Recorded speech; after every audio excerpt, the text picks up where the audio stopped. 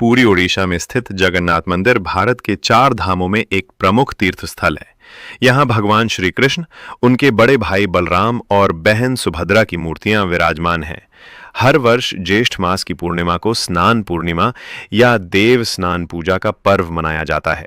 ये पर्व भगवान जगन्नाथ के रथ यात्रा से पहले मनाया जाता है।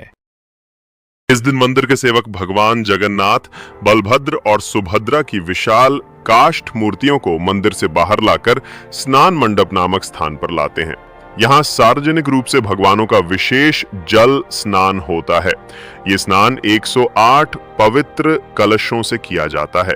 ये जल पवित्र स्रोतों से एकत्र किया जाता है और मंत्रोच्चारण के साथ भगवानों को स्नान कराया जाता है। ये प्रक्रिया भक्तों के लिए अत्यंत पावन और शुभ मानी जाती है। इस स्नान के पीछे एक पौराणिक कथा जुड़ी है।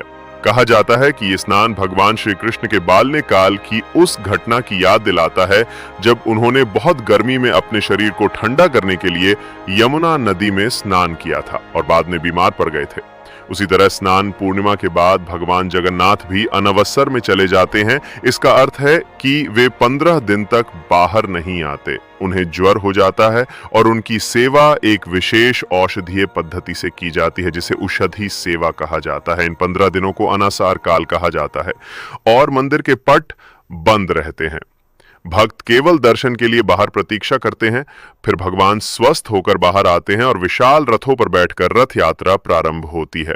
इस स्नान पूर्णिमा के दिन भक्त उपवास करते हैं, भगवान के नाम का संकीर्तन करते हैं और मंदिर में दर्शन हेतु बड़ी संख्या में एकत्र होते हैं। ये पर्व श्रद्धा, सेवा और भक्ति का प्रतीक है, जो भक्तों को भगवान के और निकट लाता है।